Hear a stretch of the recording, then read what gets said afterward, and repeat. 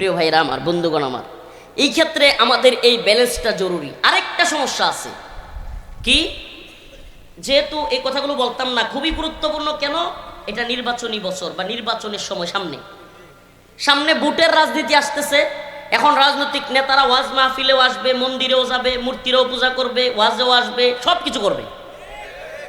এদের অনেককে মনে হবে, রাজনৈতিক নেতাদের অনেককে মনে হবে এরা ওয়াজ মাহফিলে আসলে সবচেয়ে বড় ইমানদার, সবচেয়ে বড় নেতা, সবচেয়ে বড় মুসলমান মুমিন। পূজায় গেলে মনে হবে এর চাইতে বড় দুর্গার ভক্ত আর কেউ নাই। বৌদ্ধ মন্দিরে গেলে মনে হবে বৌদ্ধ দেবের, গৌতম বুদ্ধের সবচাইতে ভালো অনুসারী সে। মানে ওই যে আল্লাহ বলছে আমিনান নাস মাইয়াকুলু আমান্না বিল্লাহ ওয়া বিল ইয়াউমিল আখির। এরা যখন মানুষ যেই দলের লোকের কাছে যায়, আল্লাহ বলতেছেন, তখন সেখানে গিয়া ওই দলের মতো আচরণ করে। মুমিনদের সামনে আসলে ইয়াকুলু আমান্না আমান্না, আমি ইমানদার ইমানদার, ওয়া বিল ইয়াউমিল আখির, আল্লাহ এবং আখিরাতের উপর বিশ্বাস করি। কিন্তু আল্লাহ বলে ওয়া মা হুম বিমুমিনিন, প্রকৃতপক্ষে এরা ইমানদার না। কারণ ইমানদারের জায়গা একটা, ইমানদারের জায়গা আল্লাহ, ইমানদারের জায়গা মসজিদ, ইমানদারের জায়গা ঈমান। আর মুনাফিকের জায়গার অভাব নাই। মুনাফিক মন্দিরে গিয়া বড় মূর্তি পূজারী, রোজা পূজারে একসাথে করবে, দেবী দুর্গার শক্তির প্রশংসা করবে, আল্লাহ রসুলের নামের সাথে বিষ্ণু কৃষ্ণর সাথে একসাথে করবে। বিভিন্ন ধরনের সমস্যাগুলো তখন তৈরি হবে, আল্লাহ মাফ করুক, যাদের অন্তরে ঈমানের সাথে সাথে নিফাক বেশি বেড়ে গেছে। কিন্তু ইমানদার ভয় পাবে, আয় হায় আমি কখনো মূর্তি পূজায় যেতে পারি না। কারণ মূর্তি পূজায় যাওয়া মানে মূর্তি পূজাকে সহায়তা করা। এই বলেন না, মাহফিলে যাওয়া মানে মাহফিলকে সহায়তা করা। বলেন না, মাহফিলে যাওয়া মানে মাহফিলকে কি করা? কারণ আপনি মাহফিলে আসার দ্বারা এই মাহফিলের একজন শ্রোতা বাড়লো না কমলো? এই শ্রোতারা মাহফিলের অবশ্যই অবশ্যই সৌন্দর্য কিনা, এই শ্রোতারা মাহফিলে কিছু কিছু হলেও হাদিয়া বা খরচ কিংবা মাদ্রাসায় দান সদাকা করে কি করে না? তাইলে এই শ্রোতারা আসার কারণে মাদ্রাসার এই মাহফিলের একজন লোক বাড়ল কি বাড়ল না, সহযোগিতা হইল কি হইল না?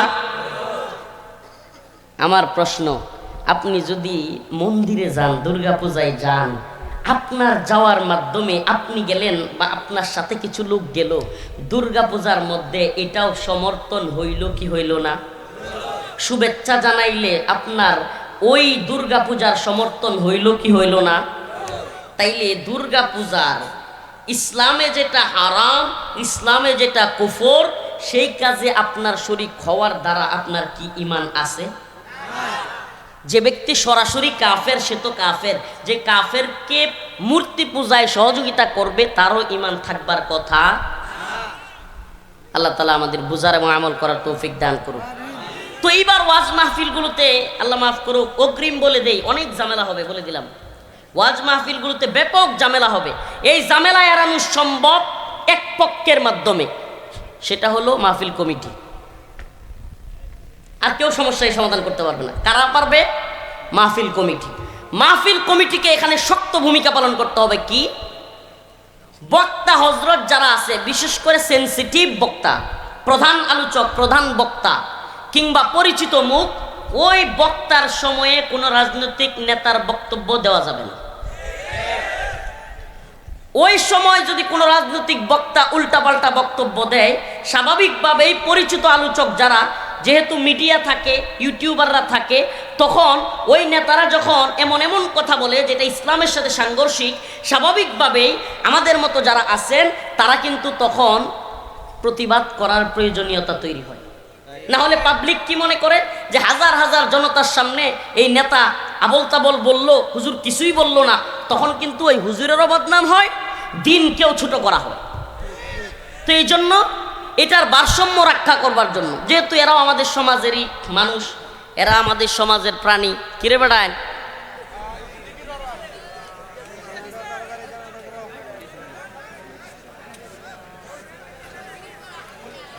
সুবহানাল্লাহ ওয়ালহামদুলিল্লাহ লা ইলাহা ইল্লাল্লাহ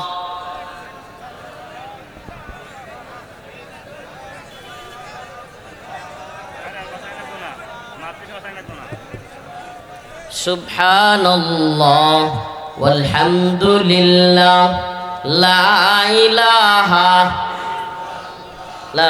ইল্লাল্লাহ মুহাম্মাদুর রাসূলুল্লাহ সাল্লাল্লাহু আলাইহি ওয়াসাল্লাম।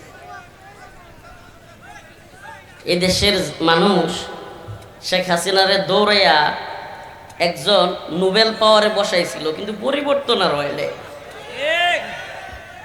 যেই লাও সেই কদু। আগেও কারেন্ট থাকতো না, এখনো থাকে না। এই হইছে 2000 মানুষ মারা গিয়া জীবন দিয়া, এত এত মানুষ আহত হইয়া, আমরা জেল রিমান্ড খাইটা পরিবর্তন। কি পরিবর্তন? কি পরিবর্তন? একটা জায়গায় কিছু পরিবর্তন আছে, নাইলে আওয়ামী লীগের লোকেরা বেশি খুশি হয়ে যাবে। একটা জায়গায় পরিবর্তন আছে, আলহামদুলিল্লাহ বলতে হবে। সেটা হলো এখন আপনি ডক্টর মোহাম্মদ ইউনূসকে নিয়ে, সরকারে নিয়ে যা মন চাই তা বলতে পারবেন। কিন্তু তখন যদি শেখ হাসিনারে নিয়ে কিছু বলতেন, হাসিনার গোষ্ঠীর গোপালগঞ্জের কেউ আসার দরকার হইতো না। আপনাদের এলাকায় যে পাতি নেতা আছে, সেই গিয়ে আমার নেত্রী কি কইছস, আস্তে আস্তে আস্তে ছিল কি ছিল না? ওই গোপালগঞ্জ থেকে হাসিনার কেউ আসার দরকার নাই। পাতি নেতা যেগুলো আছে না, ফ্যান্সিরা, লঙ্গিসিরা, এগুলো দেখতেন দৌড়ে এসে আমার নেত্রী কি কইছস। দেখছেন এখন যে নেত্রী ভাগছে, ও কই?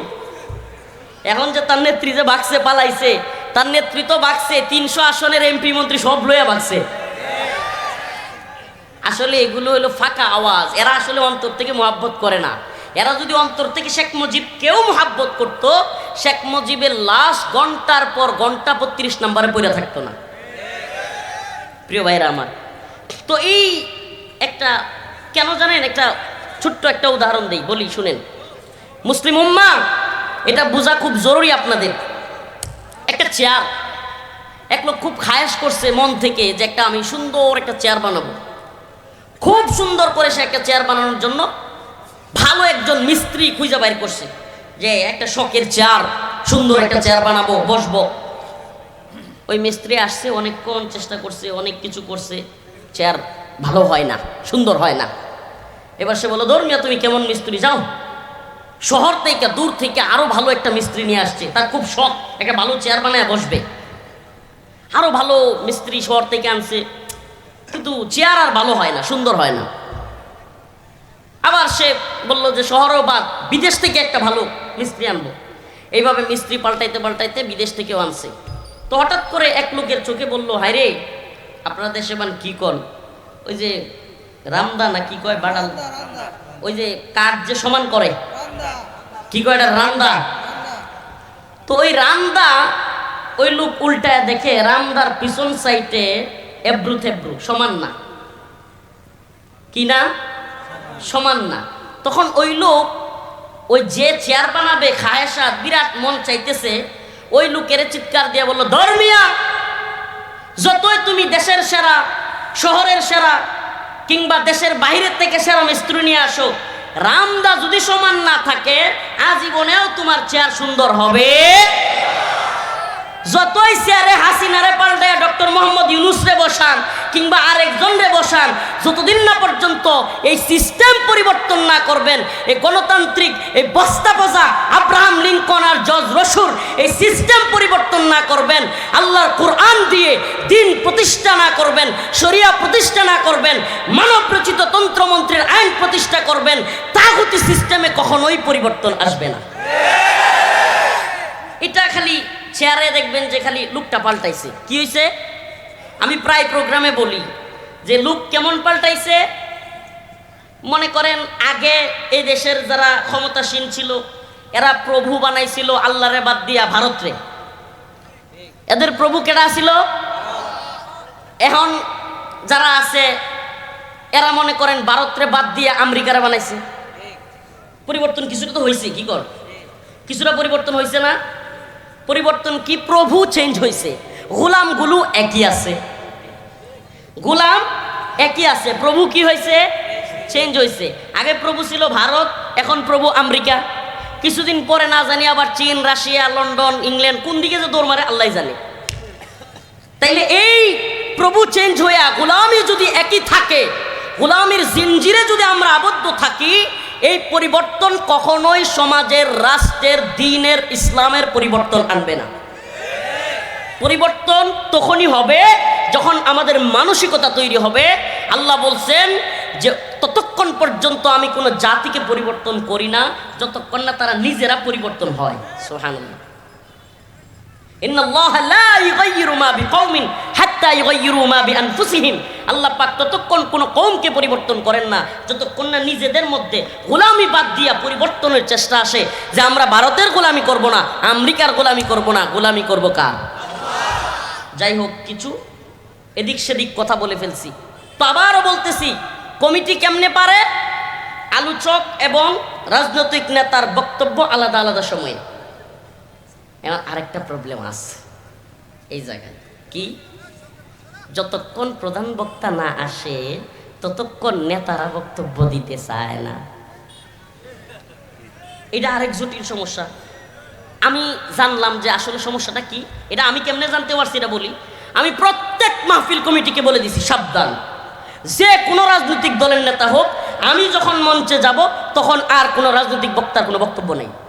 আপনারা আমাকে দাওয়াত দিয়েছেন, রাজনৈতিক নেতার বক্তব্য দিতে হলে প্রয়োজনে মাগরিবের পরে দেন, এশার পরে দেন, রাত 10টার সময়, যখন মন চায় দেন।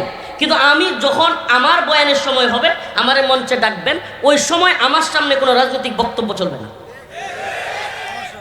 এখন মাশাআল্লাহ তো কিছু সমস্যা আছে। কমিটি ফোন দিয়ে বলতেছে, হুজুর আপনারা মঞ্চে না উঠলে নেতারা বয়ান বক্তব্য দিতে চায় না।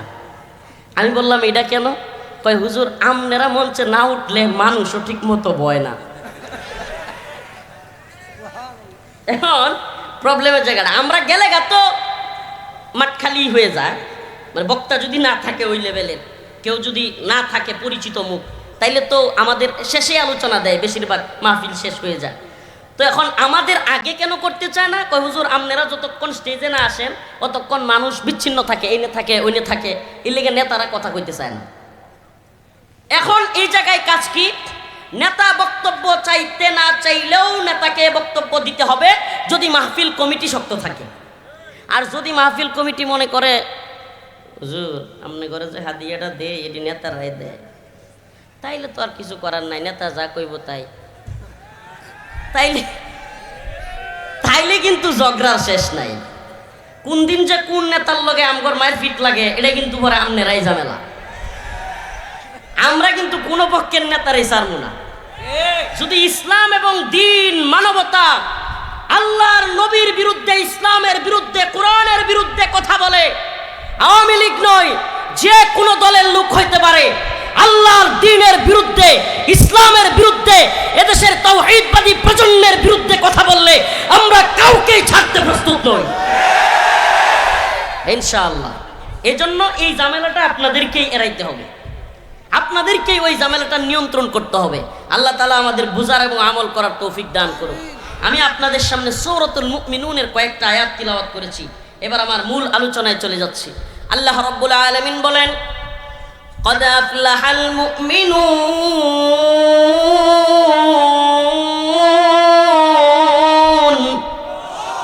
الذين هم في صلاتهم خاشعون والذين هم عن اللغو معرضون والذين هم للزكاة فاعلون والذين هم لفروجهم حافظون إلا على أزواجهم أو ما ملكت أيمانهم فإنهم غير ملومين।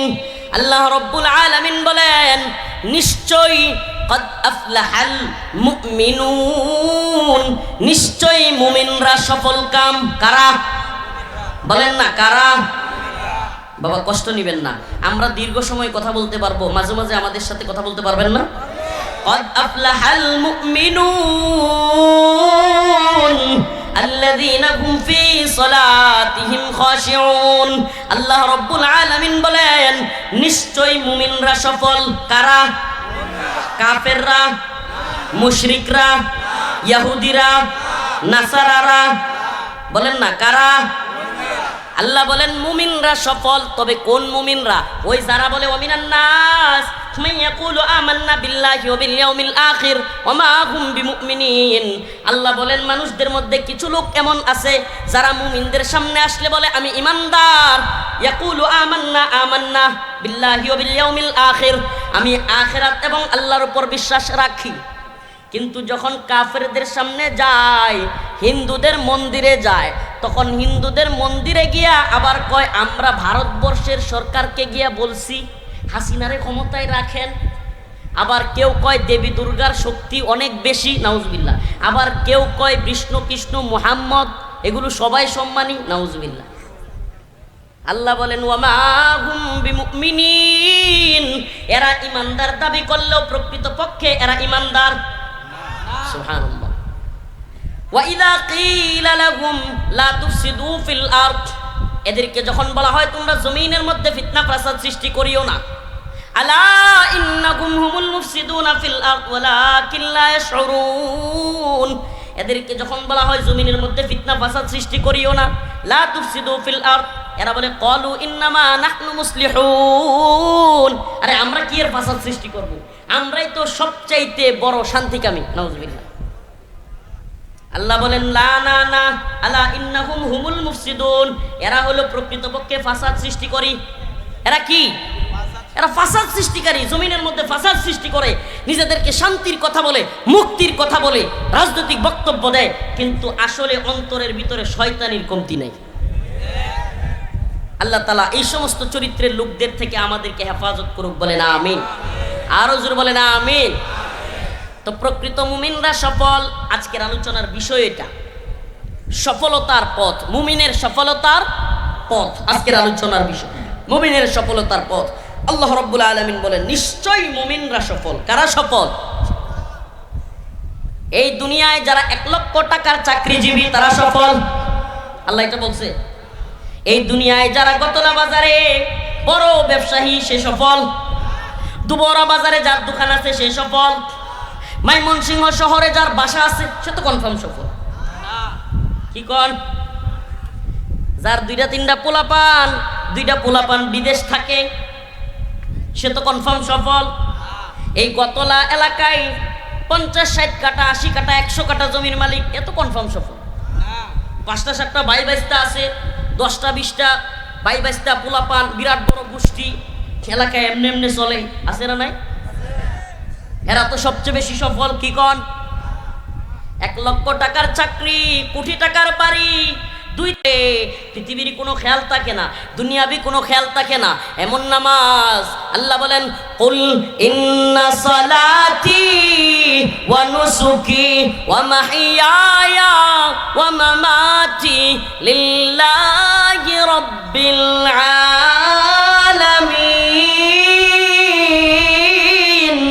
আল্লাহ রাব্বুল আলামিন বলেন হে নবী আপনি জানায়া দেন ইন্না সলাতি, নিশ্চয় আমার নামাজ, ওয়া নুসুকি আমার কুরবানি, ওয়া মাহইয়ায়া আমার হায়াত, ওয়া মামাতি আমার মৃত্যু, লিল্লাহি রাব্বিল আলামিন। কার জন্য?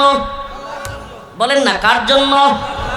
যদি কোনো ব্যক্তি একথা অন্তর থেকে বিশ্বাস করে আমার জীবন, আমার মৃত্যু, আমার নামাজ, আমার কুরবানি সব আল্লাহর জন্য, এই লোক দুনিয়ার কাউরে ভয় পাওয়ার টাইম আছে? কথা কয় না? এই লোক দুনিয়ার কাউরে পরোয়া করবার টাইম আছে? এই লোক একমাত্র গোলামি করবে কার? গোলামি করবে কার? আল্লাহর গোলাম। সুবহানাল্লাহ। আল্লাহর গোলামের জন্যই পুরস্কার, দুনিয়ার কোন তাগুতের গোলামের জন্য আল্লাহর কাছে কোনো পুরস্কার নাই। আল্লাহ বলছেন ইন্নাল্লাযীনা আমানু ওয়া আমিলুস সলিহাত কানাত লাহুম জান্নাতুল ফিরদাউসি নুজুলা, যে ঈমানদার নেক আমল করে সে জান্নাতুল ফিরদাউসে যাবে। আর যে কাফের কিংবা কপটতাকারী মুখে বলে এক কথা অন্তরে আরেক, আল্লাহ বলেন ইন্নাল্লাযীনা কাফারু মিন আহলিল কিতাব ওয়াল মুশরিকিন ফি নারি জাহান্নাম, যারা কিনা মুশরিক এবং যারা কপটতাকারী এবং আহলে কিতাব যেগুলো ইসলাম বাদ দিয়া নিজেদেরকে সফল মনে করবে, আল্লাহ বলেন ফি নারি জাহান্নাম, এরা যাবে জাহান্নামে। এরা কোথায় যাবে? বলেন না এরা কোথায় যাবে? একদল জান্নাতি আর একদল জাহান্নামী ফিক্সড করা। যারা বলে হুজুর আমি ভালো কাজ করি না, নেক আমল করি না ঠিক, কিন্তু আল্লাহ আমারে মাফ করে দিবে, বলে কি বলে না? এই ধরনের লোকের আমাদের সমাজে অভাব নাই। চায়ের স্টলে বৈশা বৈশা পায়ের উপর পা তুইলা নামাজের সময় চা খায়, সিনেমা দেখে, আবার হুজুর যখন দাওয়াত লয়ে যায়, আরে হুজুর দেখছি, যান যান, আপনারা নামাজ পড়লে গিয়েছে, আপনারা সেইতাম পরিমাণ খাটি।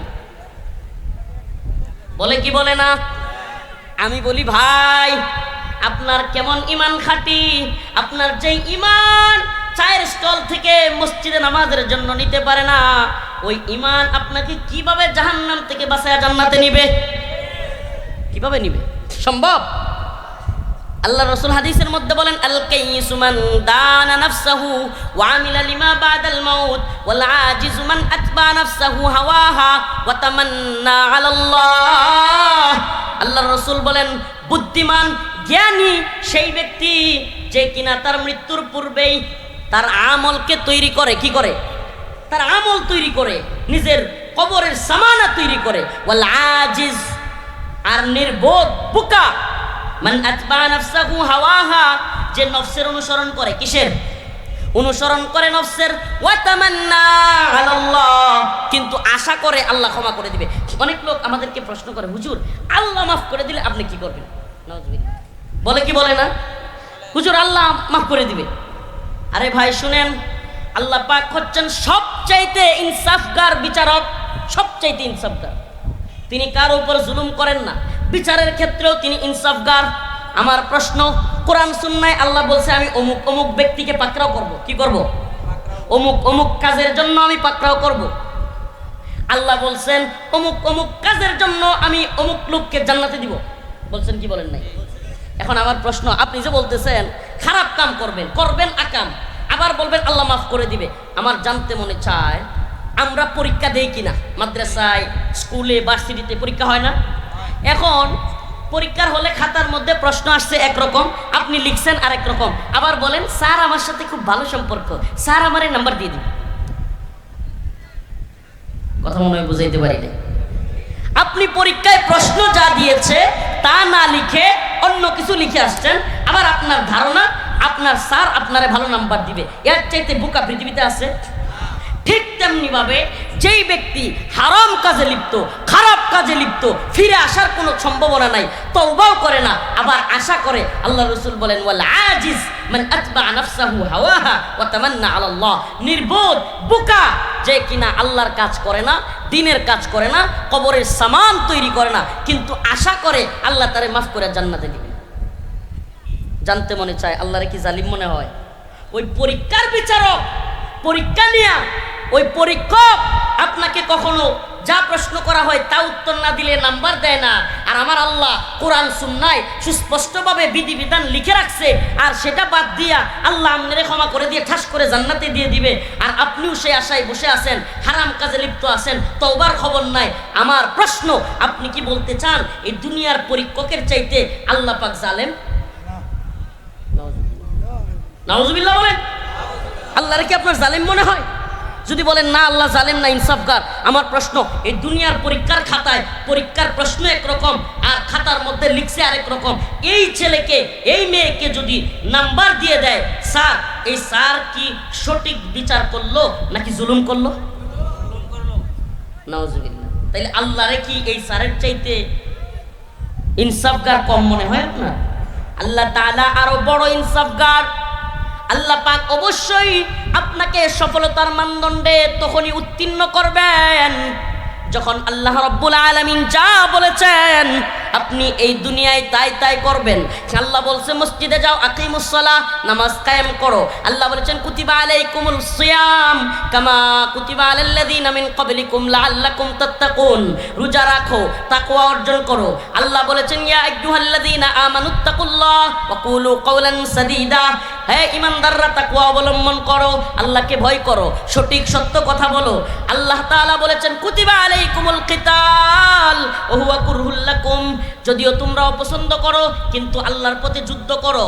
আসান তাকরাহু শাই ওয়া হুয়া খায়রুল লাকুম, এগুলোর মধ্যে কল্যাণ আছে কিন্তু তোমরা অপছন্দ করো। ওয়া আসা আন তুহিব্বু শাই, কিন্তু তোমরা এমন কিছু ভালোবাসো, ওয়া হুয়া শাররুল লাকুম, কিন্তু সেটা ক্ষতিকর। আমার প্রশ্ন, আল্লাহ বলেছেন নামাজ নামাজের কথা, আল্লাহ বলেছেন রোজার কথা, আল্লাহ হজ করার কথা বলেছেন, কুরবানির কথা বলেছেন, জিহাদ করতে বলেছেন। আল্লাহ যা বলেছেন তার একটাও করবেন না, বিপরীত করবেন, আবার আশা করবেন আল্লাহ ক্ষমা করে দিবে। জানতে মনে চায় আল্লাহকে কি সঠিক বিচারক মনে করেন না জালেম? আল্লাহ তাআলা কি সঠিক বিচারক? আল্লাহ বলছেন আমি তোমাকে তখনই সফলতা দিব।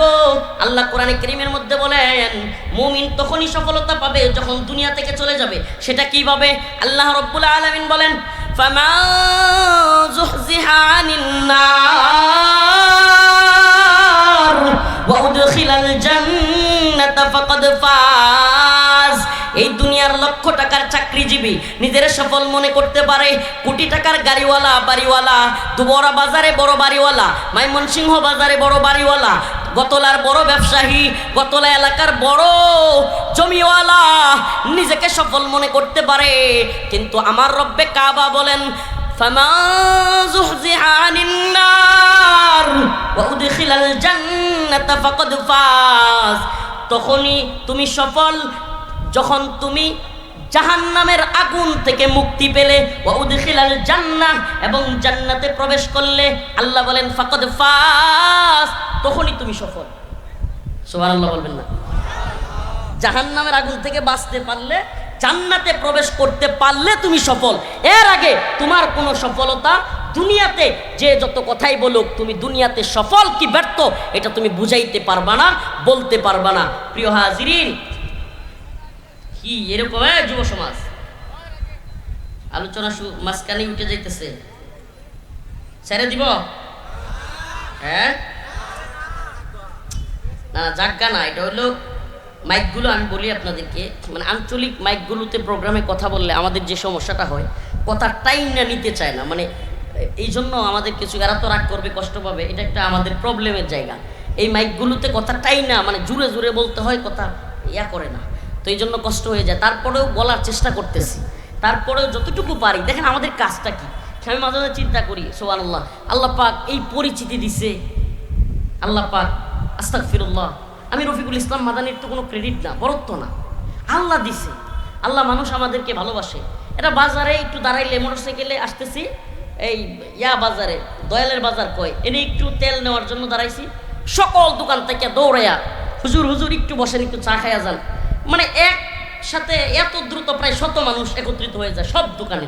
সুবহানাল্লাহ, মাঝে মাঝে চিন্তা করি আল্লাহ এই ভালোবাসা তো আপনি দিচ্ছেন। সুবহানাল্লাহ।